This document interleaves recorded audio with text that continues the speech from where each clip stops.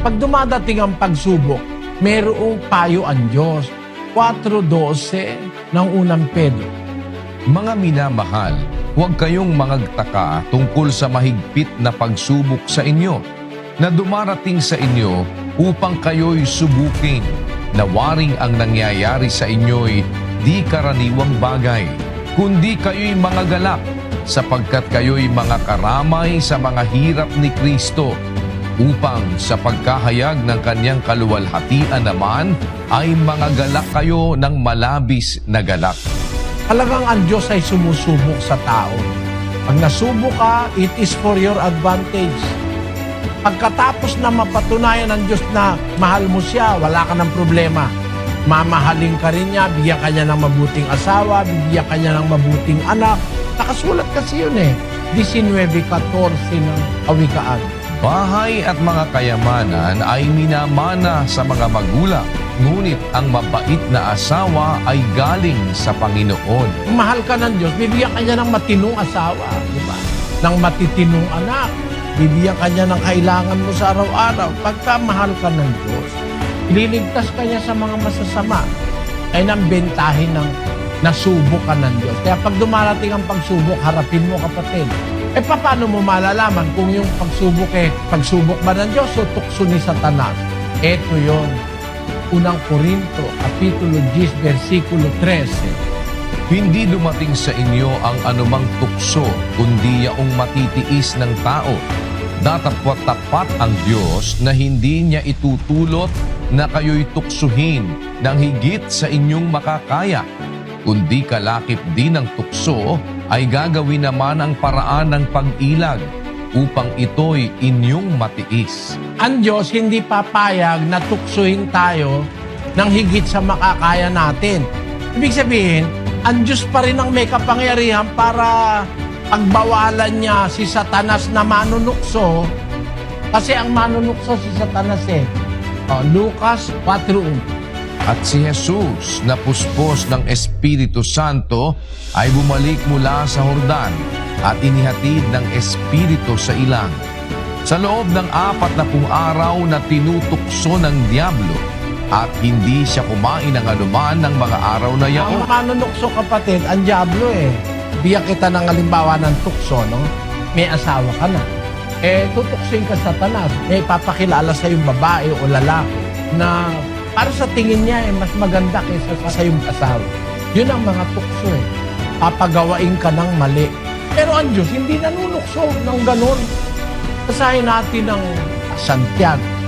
Huwag sabihin ng sino man pagka siya'y tinutukso, ako'y tinutukso ng Diyos. Sapagkat ang Diyos ay hindi matutukso sa masamang bagay at hindi rin naman siya nanunukso sa kanino man. Ang Diyos hindi nanunukso. Ang nanunukso si Satanas. Ang tukso, temptation yan. Ang temptation, papainan ka ng bagay na matetel ka, na parang gusto mong gawin. Yun ang gusto ng laman mo. Halimbawa, may nakita kang pera, walang nakakakita, meron kang nakitang sing-sing na brilyante, titingin-tingin ka, sabi ni Satanas, wala naman nakakakita, kunin mo na. Wala naman nakakakita, tanggapin mo na yung lagay. Yun ang mga klase ng tukso. Hindi ang Diyos ay nanunukso. At kung manunukso sa'yo si Satanas, masyadong mabigat ang ipapanukso sa'yo, hindi papayag ang Diyos na tuksuin ka ng higit sa iyong makakaya. Ano intensyon ng Diyos kaya niya sinusubukan ng tao? Basahin natin ang 13:3 ng Deuteronomio. Ay huwag mong didinggin ang mga salita ng manghuhulang yaon o ng mapanaginiping yaon ng mga panaginip, sapagkat sinusubok kayo ng Panginoon ninyong Diyos upang maalaman kung iniibig ninyo ang Panginoon ninyong Diyos ng inyong buong puso at ng inyong buong kaluluwa. Ang layo ng pagsubok ng Diyos para ma-prove niya kung mahal mo siya talaga. At pag napatunayan niyang mahal mo siya talaga, wala ka ng problema. Lahat ng bagay, tatrabahuhin niya para sa ikabubuti mo. Pag nakita ng Diyos na mahal mo siya talaga, iniibig mo siya, 8:28 ng Roma. At nalalaman natin na ang lahat ng mga bagay ay nagkakalakip na gumagawa sa ikabubuti ng mga nagsisiibig sa Diyos, sa makatwid bagay niyaong mga tinawag, alinsunod sa kanyang nasa. Yung mga umiibig sa Diyos, nagmamahal sa Diyos, tinatawag niya yon.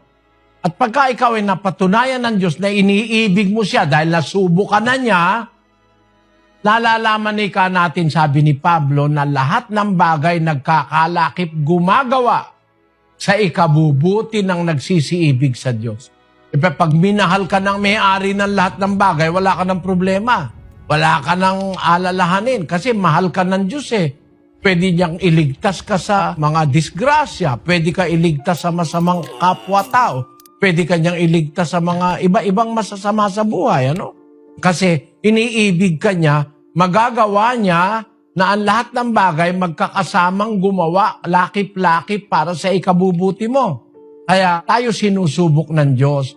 Kasi pag nasubok niya na tayo, aangkinin niya tayo na tayo kanyang mga anak na dumaan sa pagsubok.